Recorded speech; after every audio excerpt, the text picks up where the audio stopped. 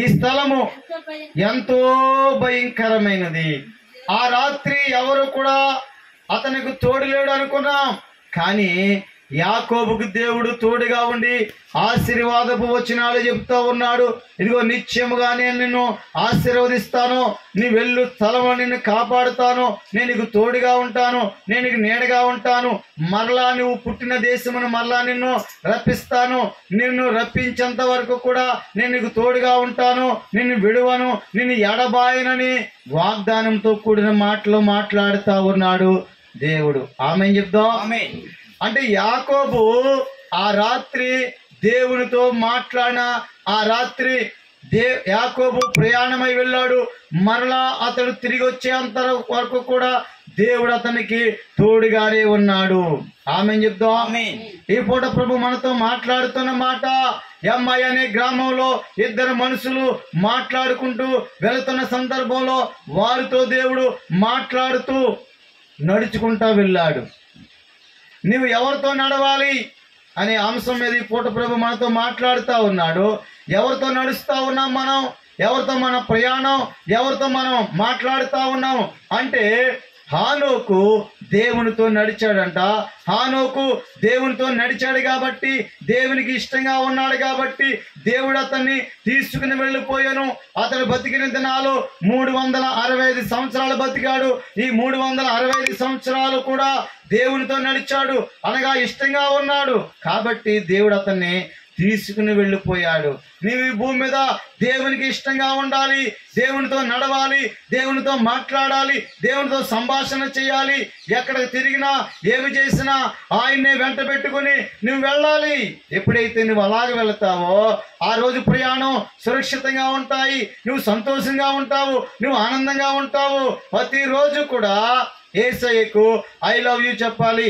యేసయ్యా నేను నిన్ను ప్రేమిస్తా ఉన్నాను, యేసయ్యా నేను నిన్ను ప్రేమిస్తా ఉన్నాను అని ఎప్పుడైతే నువ్వు లేచిన మొదటి రోజే, లేచిన ఆ గడియలోనే, ఉదయం లేవగానే యేసయ్యతో నువ్వు చెప్పాలి. ఆయన నీ దినచర్యలన్నీ కూడా ఆయన నడిపిస్తాడు. ఆయన వెళ్ళవలసిన మార్గంలో ఆయన నిన్ను నడిపిస్తాడు. నువ్వు ఎక్కడైతే నువ్వు సంతోషంగా ఉండగలుగుతావో, ఎక్కడైతే నీకు సౌఖ్యంగా ఉంటుందో, ఎక్కడైతే నీకు ఆనందంగా ఉంటుందో, ఎక్కడైతే నీ ప్రాణమునకు తెప్పరలు చేస్తుందో అక్కడికే దేవుడు నిన్ను నడిపిస్తాడు. ఆమేన్. హల్లెలూయా. నువ్వు ఆయనకి సరెండర్ అయిపోవాలి, నువ్వు ఆయనకి లోబడిపోవాలి. అయ్యా నువ్వు వెళ్ళే మార్గంలో నన్ను కూడా తీసుకెళ్ళేసేయా. నాకు ఇష్టమైన మార్గాలు చాలా ఉన్నాయి భూలోకంలో, కానీ నేను నీకు ఇష్టంగా బతకాలని అనుకుంటా ఉన్నాను, నేను నీకు ఇష్టంగా బతకాలని ఆశపడుతూ ఉన్నాను. కాబట్టి నీతో ప్రయాణం చేయాలని ఆశపడుతూ ఉన్నాను, నీతో ప్రయాణం సాగించాలని నేను ఆశపడుతూ ఉన్నాను. కాబట్టి ప్రభా నువ్వు ఎక్కడికి వెళ్ళినా నన్ను అక్కడికే తీసుకెళ్ళు. నేను ఒక మాట చెప్తా ఉంటాను, కొత్తగా పెళ్ళైన తర్వాత అలా ఆయన చేయబట్టుకుని ఎక్కడికి తీసుకెళ్ళినా కానీ భార్య ఏం చేస్తుంది, వెనకాలే వెళ్తూ ఉంటారు. భార్య ఎక్కడ వెళ్ళినా కానీ చేయి పట్టుకుని భర్తను తీసుకువెళ్తానే ఉంటారు. ఆమేన్ చెప్దాం. హల్లెలూయా. పెళ్ళైన కొత్తలో ఎంత ప్రేమ ఉందో, 2-3 పిల్లలు పుట్టినప్పుడు కూడా భార్య పట్ల ఆ బంధత్వం విడిపోకూడదు, చెడిపోకూడదు అని దేవుని యొక్క వాక్యం సెలవిస్తా ఉంది. ఆమేన్. హల్లెలూయా. ఇక్కడ రాయబడిన మాట, ఇక్కడ ఒక మంచి వాక్యాన్ని రాయించాం. ఏమని ఉందంటే ఇక్కడ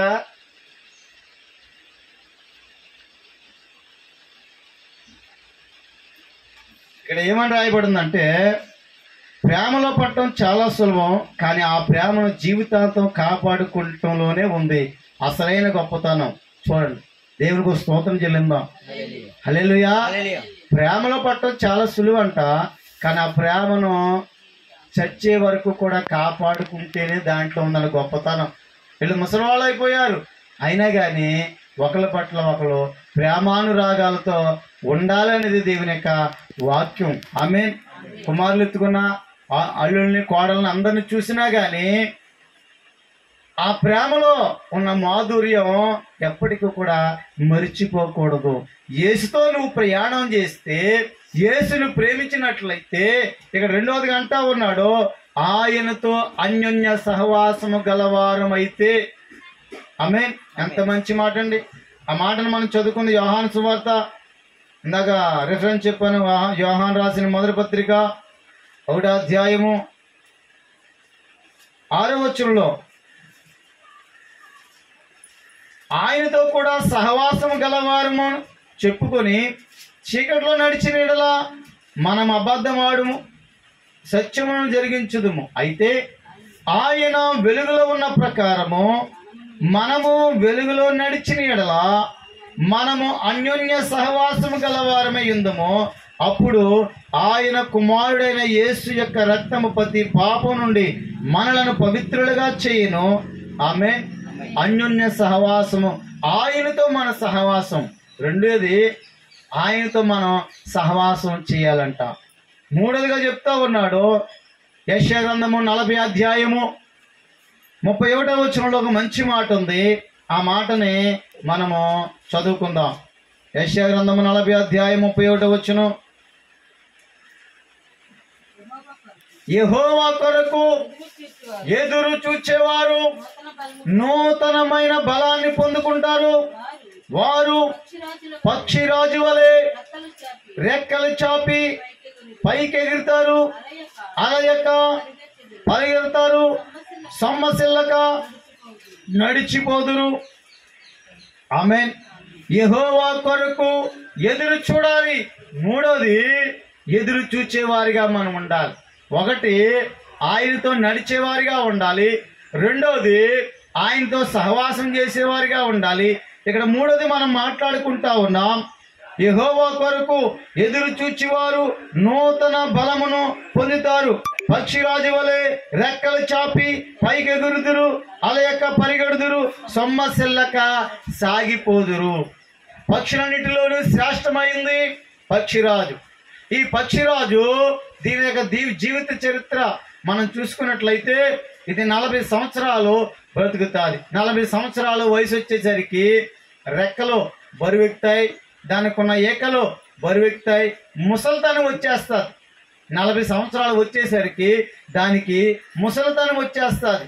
ఆ ముసలితనం వచ్చేసిన తర్వాత అది ఎత్తైన పర్వతం మీదకి వెళ్ళి తనకున్న ఏకలన్నీ కూడా ఒక్కొక్కటి ఏకలన్నీ కూడా పీకేసుకుంటారు. తనకున్న ముట్టుని బండకేసి కొట్టుకుంటారు. ఆ ముట్టు ఊడిపోద్ది, ఏకలన్నీ కూడా ఊడిపోతాయి. అది రక్త సిద్ధముగా దాంట్లోంచి రక్తం అనేది వస్తుంది. అది కొన్నాళ్ళు ఆ పర్వతం మీదే అలాగే ఉండిపోద్ది, రక్త సిద్ధంగా ఉండిపోద్ది. అది కొన్ని నెలలు గడిచిన తర్వాత తన శరీరంలో నుంచి మరలా కొత్త వెంట్రుకలు పుట్టుకొస్తూ ఉంటాయి, కొత్త ముక్కు దానికి వస్తుంది, కొత్త ఏకలు దానికి వస్తుంది. మరలా అది తన ఆహారం ఏంటంటే ఆ పర్వతం మీద, ఎత్తైన పర్వతం మీద నివాసం ఉంటుంది కాబట్టి తన దగ్గరికి వచ్చే చిన్న పురుగులు, చిన్నవి అది తింటూ అలా కొన్ని నెలలు గడుపుతూ ఉంటుంది. చిన్నగా రెక్కలు పెరుగుతూ ఉంటే అది ఎగురుతూ ఉంటుంది. అలా దానికి పూర్తిగా రెక్కలు వచ్చేంత వరకు కూడా ఆ పర్వతం మీద ఉండి మరలా అది ఆ పర్వతం నుంచి ఎగరటం మొదలెడుతుంది. మరలా దానికి ఒక నూతనమైన బలం వస్తుంది, దానికి నూతనమైన శక్తి వస్తుంది. మరొక 40 సంవత్సరాలు సునాయాసంగా బతికేస్తుంది. ఏమండి, భయంకరమైన వర్షాల్లో అది ఎదురెళ్తూ ఉంటుంది. ఎక్కడో కొన్ని కిలోమీటర్ల దూరం నుంచి తన ఆహారాన్ని ఈ యొక్క సముద్రంలో కనిపెడతా ఉంటుంది. అక్కడి నుంచి ఆకాశం నుంచి వచ్చేది సముద్రంలో పడి ఆ సముద్రంలో దొరికే చేపలను తీసుకెళ్ళి అది మంచి ఆ చనిపోయిన వాటిని తిందో, ఫ్రెష్గా మంచిగా ఉన్న వాటిని అది ఆహారంగా తీసుకుంటుంది. తన బతికిన దినాల్లో ఎవరినైతే తన భార్యనిగా చేసుకుంటుందో తనతోనే, ఆ భార్యతోనే సంసారం చేస్తుంది. మరొక పక్షి దగ్గరికి అది వెళ్ళదు, తను వెళ్ళదు.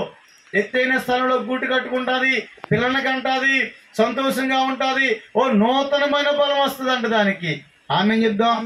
అంటా ఉన్నాడు, యెహోవా కొరకు ఎదురు చూచేవారు ఎలాంటి బలాన్ని పొందుకుంటారంటే ఓ నూతనమైన బలాన్ని పొందుకుంటారంట, ఓ నూతనమైన శక్తిని పొందుకుంటారంట, నూతనమైన ఆలోచనల చేత ఓ నూతనమైన ఆలోచన చేత, ఒక ప్రణాళికలో, ఒక క్రమబద్ధతలో వారి యొక్క కుటుంబాన్ని వారు జరిపించుకుంటారంట, నడిపించుకుంటారంట. ఆమె చెప్దాం. యెహోవా కొరకు ఎదురు చూచేవాడిగానే ఉండాలి. మూడో మాట, మొట్టమొదటిగా యేసుతో నడిచేవాడిగానే ఉండాలి. రెండోదిగా ఆయనతో సహవాసం చేసేవారిగా ఉండాలి. అంటే సహవాసం అంటే ప్రతి ఆదివారము క్రమం తప్పకుండా నువ్వు దేవుని యొక్క సన్నిధికి రావాలి, దేవుని స్తుతించాలి, దేవుని ఆరాధించాలి, దేవుని మహిమపరచాలి, కృతజ్ఞతాస్తుతులు చెల్లించాలి, కానుకలు ఇవ్వాలి, దశంభాగాలు ఇవ్వాలి. ప్రతి నియమ కూటాల్లో, ప్రతి ప్రార్థనలో పాల్గొనాలి. ఆనాటి కాలంలో, అపోస్తల కాలంలో వాళ్ళు ఏం చేశారంట, ఇంటింటా రొట్టె విరుస్తంట. ప్రతిరోజు వాళ్ళు కూటాలు జరిగాయంట, ఇంటింటా రొట్టె విరిచేవారంట, సహవాసం కలిగి ఉన్నారంట. ఆనాటి కాలంలో ఎవరు కూడా పేదవాళ్ళు లేరు. 10 ఎకరాల భూమి ఉన్నవాడు 2 ఎకరాలు తెచ్చి అపోస్తల పాదాల దగ్గర పెడితే, ఏమండి, ఓ 20 గేదెలు ఉన్నవాడు 2 గేదెలు తీసుకొచ్చి అపోస్తలుకి ఇస్తే, అపోస్తల కాలాల్లో ఇంటింటా రొట్టె విరిచేవారంట. ప్రతిరోజు కూటాలు జరిగాయంట, ప్రతిరోజు మీటింగులు జరిగాయంట, ప్రతి దినము వాళ్ళు రొట్టె విరుస్తూ సహవాసములు ఉండేవారంట. ఆనాటి కాలంలో ఇళ్ళు లేని వాళ్ళకి ఇళ్ళు వచ్చాయి, పొలం లేని వాళ్ళకి పొలం వచ్చాయి. ఎందుకంటే వ్యవసాయం చేయాలి, నాకు పొలం కావాలి అనుకున్నవాడు పేదోడు. 10 ఎకరాల భూమి ఉన్నవాడు 2 ఎకరాలు అపోస్తల పాదాల దగ్గర పెడితే, ఇదిగో భూమి దస్తావేజులు, ఇదిగో 2 ఎకరాల పొలం నాకు పలానా చోట ఉంది అని ఆ భూమి దస్తావేజులు అపోస్తల యొక్క పాదాల దగ్గర పెడితే, ఎవరికైతే భూమి లేదో ఆ భూమి దస్తావేజులు భూమి లేనోడికి ఇచ్చి నువ్వు వ్యవసాయం చేసుకోరా అని చెప్పి, ఏమండి, ఇల్లు లేనోళ్ళు లేడు, పొలం లేనోళ్ళు లేడు, అన్నీ కూడా వాళ్ళకి కలిగి ఉన్నదేదో సమిష్టిగా పంచుకున్నారంట. వాళ్ళకి ఏదైతే ఉందో అన్ని తెచ్చేసేవారంట. కూరగాయలే కానీ, కిరాణే కానీ, ఏమంటే ఏదైతే కలిగి ఉందో, బంగారమే కానీ, వెండే కానీ, ఇత్తడే కానీ, రాగే కానీ, వాళ్ళకి ఏదైతే కలిగి ఉన్నారో అవన్నీ కూడా అపోస్తల పాదాల దగ్గరికి పట్టుకొచ్చేవారంట. వారి యొక్క పంటలో ప్రథమ ఫలాలు పట్టుకొచ్చేవారంట. వాళ్ళకి చెట్లు కాసిన కాయల్ని వాళ్ళు పట్టుకొచ్చి ఇచ్చేవారంట. అందరికి కూడా ఒకటే కొండ, అందరి వంట చేసేవాళ్ళు వంట చేసేవారు. కూటమి జరుగుతూ ఉండేది. కూటమి అయిపోయిన తర్వాత మళ్ళా భోజనాలు, ప్రతిరోజు భోజనాలు కూటమి వాళ్ళకి. దేవునికి స్తోత్రం చెల్లిందాం. హల్లెలూయా. ఎవరి కోసం ఎదురు చూడాలంట? మనము బలమిచ్చే యేసయ్య కొరకు మనం ఎదురు చూసేవారిగా ఉండాలి. ఆమేన్. అంటా ఉన్నాడు 28వ వచనం ఒకసారి మనం చదువుకుందాం. యెషయా గ్రంథం 40 అధ్యాయం 28వ వచనంలో మనం చూసినట్లయితే, నీకు తెలియలేదా, నీవు వినలేదా, భూదిగంతములను సృజించిన యెహోవా నిత్యుడగు దేవుడు, ఆయన సొమ్మసిల్లి అలయుడు, ఆయన జ్ఞానమును శోధించుట అసాధ్యము, సొమ్మసిల్లి వారిని బలమిచ్చేవాడు ఆయనే, శక్తిహీనులకు బలాభివృద్ధి కలుగజేయవాడు ఆయనే. బాలురు సొమ్మసిలుదురు, అలయుదురు, యవనస్తులు తప్పక తొట్టెలుదురు. యెహోవా కొరకు ఎదురు చూచేవారు ఓ నూతనమైన బలాన్ని పొందుకుంటారు. ఆమేన్. నాకు 20 వచ్చాయి, నాకు 30 వచ్చాయి, నాకు 40 వచ్చాయి, నా కాళ్ళు ఆగుతా ఉన్నాయి, చేతులు ఆగుతా ఉన్నాయి, పళ్ళు నొప్పులు, కంటి నొప్పులు, కాళ్ళు నొప్పులు, మొడు నొప్పులు, తల దగ్గర నుంచి అధికారి వాళ్ళకు ఏదో ఒక బాధ, ఏదో ఒక ఇబ్బంది, ఏదో ఒక సమస్య ఉందని నువ్వు అనుకుంటా ఉన్నావేమో. కానీ నా దేవుడు సొమ్మసిల్లే వారిని, నలిగిన వారిని, బాధపడేవారిని, కన్నీళ్ళలో ఉన్నవారిని, కష్టాల్లో ఉన్నవారిని, ఇబ్బందుల్లో ఉన్నవారిని, శ్రమలో ఉన్నవారిని, ఏమండి, నిద్ర లేని వారిని, నిద్ర పట్టలేని వారిని, పలు నిందలో, పలు శోధనలో పగిలిపోయిన వారిని, వ్యాధుల్లో ఉన్నవారిని, శ్రమలో ఉన్నవారిని ఆయన మాట్లాడుతూ ఉన్నాడు.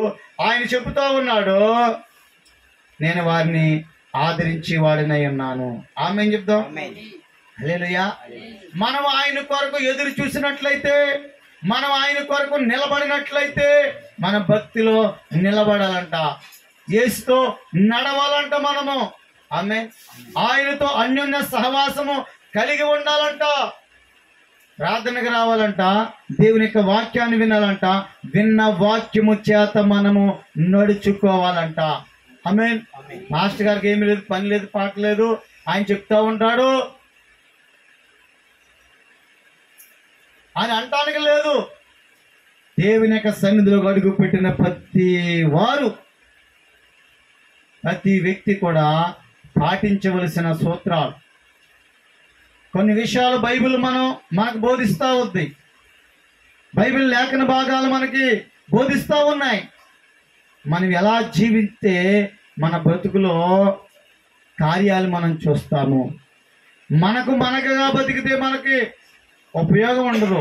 మనము యేసుతో బతికితే, యేసులో నడిస్తే, యేసులో జీవిస్తే మనకు విలువ పెరిగింది.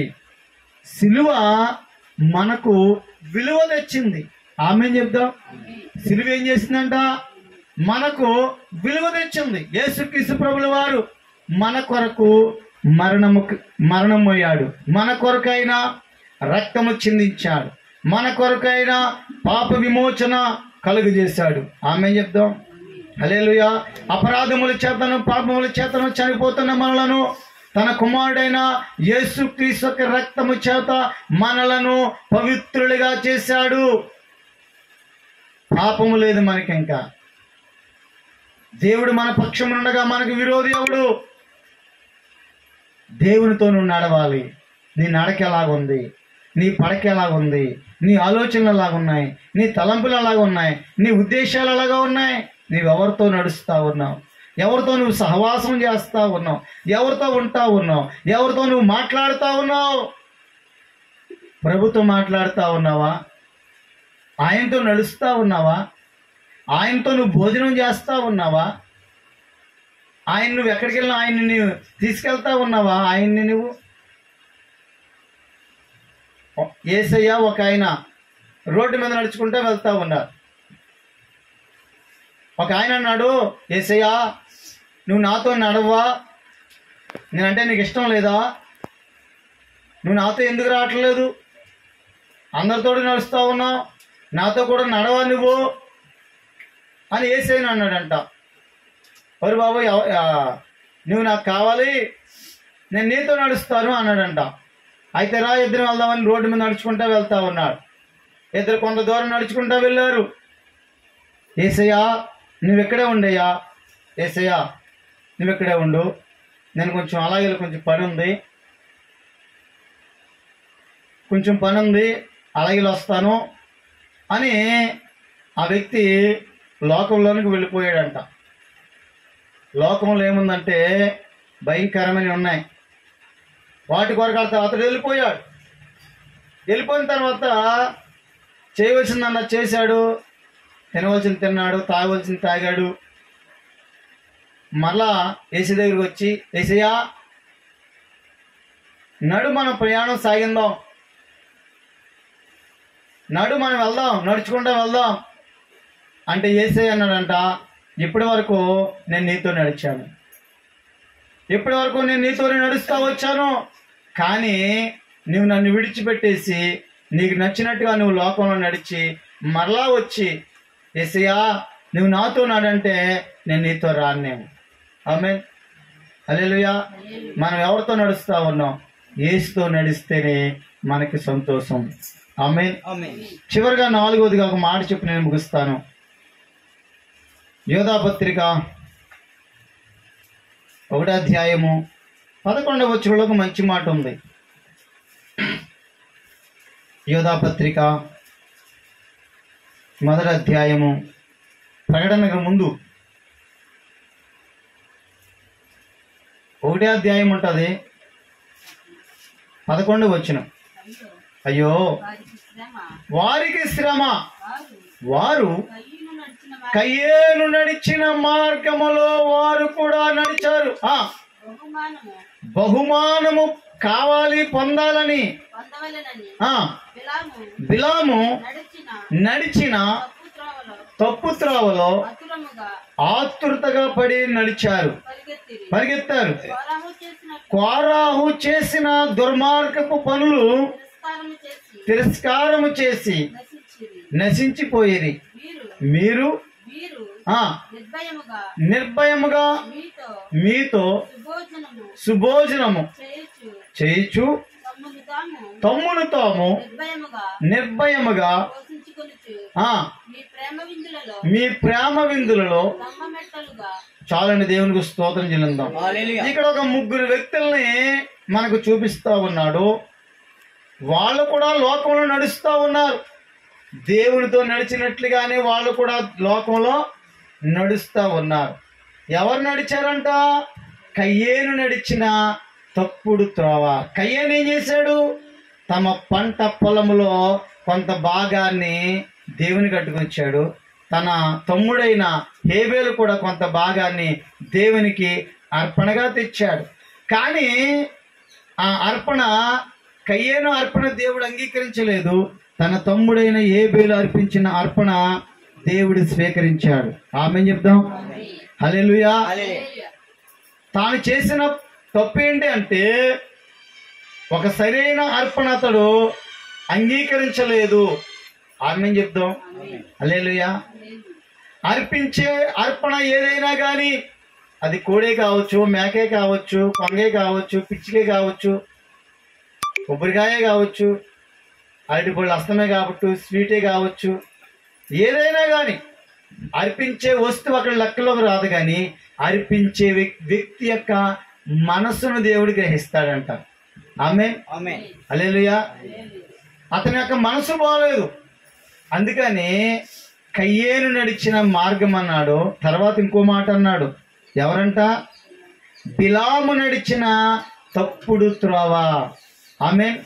అతడు ఏం చేశాడంట? ఇశ్రాయేల్ ప్రజలను శపించడానికి ప్రవక్తని పిలిచి, బిలాము ఏం చేస్తా ఉన్నాడంటే దేవుని చేత ఏర్పాటు చేయబడిన ప్రజలను దూషించమని ఒక ప్రవక్తని తీసుకొచ్చి అతనికి జీతం ఇచ్చి అతనికి డబ్బు ఇచ్చి ఇశ్రాయేలు ప్రజలను దూషించాలి, వాళ్ళు నాశనం అయిపోవాలని ప్రవక్తని పిలిచి ఏం చేస్తా ఉన్నాడు? ప్రవక్తని పిలిచి బిలాము ఇశ్రాయేలు ప్రజలను శపించమని చెప్తా ఉన్నాడు. మూడోది, కోరహు కుమారులు దాదాను, అబీరాము ఇశ్రాయేలు ప్రజల్లో ఎంతో ఘోష పుట్టించారు. వాళ్ళు ఎంతో ఏడిపించారు. వాళ్ళు నెరవిడిచింది, భూమి నెరవిడిచింది. దాదాను, అబీరాముల్ని భూమిలో కూరుకుపోయే వాళ్ళు. నీ మార్గం ఎలా ఉంటా ఉంది? నువ్వు నడిచే మార్గం ఎటువంటి మార్గం? ఈ పూట ప్రభు మనతో మాట్లాడుతూ వచ్చాడు. ఆమేన్ చెప్దాం. హల్లెలూయా. ఏ మార్గంలో నువ్వు ప్రయాణం చేస్తా ఉన్నావు? నీ నోటి మాట ఎలాగుంది? నీ చూపు ఎలాగుంది? నీ ఆలోచనలు ఎలాగున్నాయి? నీ తలంపులు ఎలాగున్నాయి? నీ ఉద్దేశాలు ఎలాగా ఉన్నాయి? నీవు ఎవరితో సహవాసం చేస్తా ఉన్నావు? ఎవరితో ఉంటా ఉన్నావు? ఎవరితో నడుస్తా ఉన్నావు? ఎవరితో మాట్లాడుతూ ఉన్నావు? నీ పరిస్థితి ఏంటి? ఒక్కసారి ఆలోచన చేసుకో. ఇప్పటి వరకు ఎవరితోనూ నువ్వు సహవాసం చేసేవేమో, ఇక్కడి నుంచి యేసుతోనే నీ సహవాసం. ఇప్పటి వరకు ఎంతగా నువ్వు నచ్చినట్లుగా నువ్వు వెళ్ళేవేమో, యేసుక్రీస్తు దగ్గరికి వచ్చి ప్రార్థనకు వచ్చి యేసుక్రీస్తు దగ్గర యేసయ్యా నువ్వు ఎక్కడే ఉండు అని లోకంలోకి వెళ్ళిపోయి మరలా వస్తా ఉన్నావేమో. నీ నడక ఎలా ఉంది? నీ పడక ఎలా ఉంది? నీ ఆలోచన ఎలాగుంది? నీ తలంపు ఎలాగా ఉంది? దేవునికి ఇష్టంగా నువ్వు బతుకుతా ఉన్నావా? ఒకసారి నువ్వు ఆత్మ పరిశీలన చేసుకో. హానోకు 365 సంవత్సరాలు బతికాడు. బతికిన దినాలన్నీ కూడా దేవునితో నడిచాడు. దేవునికి ఇష్టంగా బతికాడు. నువ్వు దేవునికి ఇష్టంగా బతికితే, దేవుని కొరకు నువ్వు ఇష్టంగా బతికితే, దేవుడంట నీకు ఎవరైతే ఇష్టంగా లేకుండా ఉన్నారో వాళ్ళందరినీ తీసుకొచ్చి నీకు ఇష్టంగానే చేస్తాడంట. ఆమేన్ చెప్దాం. హల్లెలూయా. భర్త మీద కోపం వచ్చి భార్య పుట్టింటికి వెళ్ళిపోయింది. పెద్ద మనిషి వెళ్ళాడు. ఈ గొడవలు, ఈ కొట్లాటలు, ఈ దెబ్బలాటలు మావిలేనమ్మా, నువ్వు రా, నీ కాపురం చేసుకో అన్నాడు. మొత్తం మీద మారు మనసు వచ్చి మొత్తం మీద కాపురం చేసుకుంటా ఉంది. ఆమేన్ చెప్దాం. హల్లెలూయా. ప్రియమైన దేవుని బిడ్డలారా, నువ్వెవరితో ఉంటా ఉన్నావు? ఎవరితో జీవిస్తా ఉన్నావు? అదే ఈ పూట ప్రభు మనతో నేర్పుతున్న వాక్య సారాంశ సత్యము. నీ నడక ఎవరితో? నీ పడక ఎవరితో? నీ ఆలోచన ఎవరితో? నువ్వెవరితో భోజనం చేస్తా ఉన్నావు? యేసుతో మనం భోజనం చేయాలంట. ఆమె చెప్దాం. ఎవరితో చేయాలి మన భోజనం? యేసుతో భోజనం చేయాలంట, యేసుతో మాట్లాడాలంట, యేసుతో నడవాలంట, జీసస్తో వాకింగ్, జీసస్తో రన్నింగ్, ఈటింగ్, స్లీపింగ్ అన్ని కూడా ఎవరితోడంట? యేసుతోటేనంట. ఆమె చెప్దాం. హల్లెలూయా. నువ్వు యేసు లేకుండా దూసుకెళ్ళిపోతావా? సైతాన్ గడు వచ్చి యేసుకెళ్ళిపోతాడు. యేసు లేకుండా రోడ్డు అంతా నాదే, ఈ బైపాస్ అంతా నాదే అని వైజాంక్షన్లోంచి నువ్వు ఇష్టానుసారంగా నడుచుకుంటా వెళ్ళావా? ఏ లారీ ఓడు, అప్పి ఓడు, ట్రాక్టర్ రోడ్, టిప్పర్ రోడ్ ఎవడెవడు వచ్చి దూసుకుని వెళ్ళిపోతా ఉంటాడు. యేసు లేకుండా నువ్వు దూసుకుని వెళ్ళిపోతా ఉన్నావు అనుకో, లోకంలో ఏమన్నా సైతాన్ గడు వచ్చంట యేసుకెళ్ళిపోతాడంట. చెప్పాలంటే చాలా విషయాలు ఉన్నాయి. ఒక 4 మాటలు ప్రభు మనతో నేర్పుతా వచ్చాడు. మొట్టమొదటిది, హానోకు దేవునితో నడిచాడు. రెండోది, నీవు అన్యోన్య సహవాసము గలవాడవై మందిరంలో జరిగే సహవాసంలో నేను నడవాలని. మూడోది, పక్షిరాజు యవన వలె నీ యవనము కొత్తదగినట్లు యేసు కొరకు ఎదురు చూడాలని. నాలుగోది, బిలాము నడిచాడు, కోరహు కుమారులు నడిచారు, ఇంకా వీళ్ళందరూ నడిచిన మార్గంలో నువ్వు కూడా నడుస్తూ ఉన్నావా? ప్రభుని నమ్ముకుని ఆదివారం దేవుని ఆరాధించి మిగతా 6 రోజులు కూడా నిష్ఠాధారంగా నువ్వు జీవిస్తూ ఉన్నావా? బ్రతుకుతూ ఉన్నావా? నీ మనసు వచ్చినట్టు చేస్తూ ఉన్నావా? నీ సహవాసం ఎవరితో? నువ్వు ఎవరితో నడుస్తూ ఉన్నావు? నువ్వు యేసుతోనే నడవాలి, యేసుతోనే భోజనం చేయాలి, యేసుతోనే మాట్లాడాలి. కాబట్టి ఆయనతోనే నువ్వు పండుకోవాలి, ఆయన గురించే మాట్లాడాలి. ఎంఐ అనే మార్గంలో ఆ 2 వ్యక్తులు యేసు గురించి మాట్లాడుతున్నారు, యేసుతో నడిచారు, యేసుతో వాళ్ళు భోజనం చేశారు. 24 లోకాసు వార్త 24వ అధ్యాయం అంతా చదువుకుని వెళ్ళినట్లయితే వాళ్ళు యేసుతో నడిచారు, యేసుతో మాట్లాడారు, యేసుతో భోజనం చేశారు, యేసుతో సహవాసం చేశారు. ఆ అధ్యాయం అంతా కూడా వాళ్ళు ఎలా జీవించారో అలాగ మనము జీవించుదుము గాక. ఆమేన్. తల ఉంచుదాం, కళ్ళు మూసుకుందాం, వాక్యాన్ని జ్ఞాపకం చేసుకుందాం.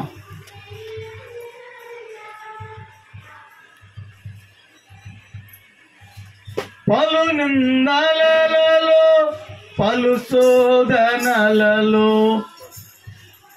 పగిలిన మా హృదయం, పలు నిందలలో, పలు శోధనలలో పగిలిన నా హృదయం, వేదన కలిపే చీకటి రాత్రులు, వేదన కలిపే చీకటి రాత్రులు వెలుగుగా మార్చితివే, కన్నీరు తుడచితివే, వెలుగుగా మార్చితివే, కన్నీరు తుడచితివే.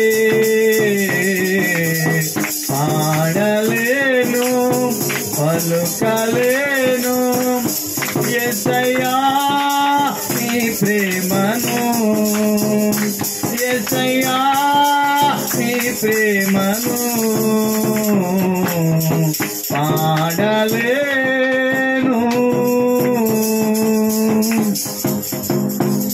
ఎవరితో నీ నడక, ఎవరితో నీ పడక, నీ ప్రయాణం ఎలాగుంది? ఎంఐ గ్రామంలో 2 మనుషులు నడుచుకుంటూ మాట్లాడుకుంటా వెళ్తా ఉన్నారు. ఏమని మాట్లాడుకుంటా ఉన్నారు అంటే యేసు యొక్క జననాన్ని గురించి మాట్లాడుకుంటా ఉన్నారు, యేసు యొక్క మరణాన్ని గురించి, జననాన్ని గురించి, పునరుద్ధానాన్ని గురించి మాట్లాడుకుంటా ఉన్నారు. వారితో దేవుడు నడుస్తూ ఉన్నాడు. హానోకు బతికిన దినాలన్నీ కూడా హానోకు దేవునితో నడిచాడు. మూడోదిగా, నీవు అన్యోన్య సహవాసం గలవాడివై ఆయనతో నడవాలి. నాలుగవదిగా అక్కడ అంటా ఉన్నాడు, యోధా నడిచిన తప్పుతోవలోన, కయ్యాను నడిచిన తప్పుతోవలోన, కోరహు కుమారులు నడిచిన తప్పుతోవలోనూ నువ్వు నడుస్తూ ఉన్నావా? హానోకు దేవునితో నడిచాడు, నీవు కూడా దేవునితో నడవాలి, దేవునితో మాట్లాడాలి, దేవునితో సంభాషణ చేయాలి, ఎప్పుడైతే నీవు అలాగ కలిగి ఉంటావో, ఈ 4 అంశాల మీద నువ్వు ఎప్పుడైతే మనసు ఉంచుతావో దేవునితో నీకు సంబంధం ఉంటుంది. పక్షిరాజు యవనం వలె నీ యవనము కొత్తదగినట్లు మేలుతో ఆయన నీ హృదయాన్ని తృప్తిపరుస్తాడు. నీకేది కావాలో అనుగ్రహిస్తాడు. ప్రార్థన చేసుకుందాం. ఈ వాక్యము మన ఆధ్యాత్మిక జీవితంలో ఫలించి నీరు కట్టినట్లుగా, వాక్యానుసారంగా మనం జీవించే వారుగా ఉండినట్లుగా ప్రార్థన పాస్టర్ గారు చిన్న ప్రార్థన చేస్తారు. అందరూ కూడా ప్రార్థనలో ఏకీభిందాం.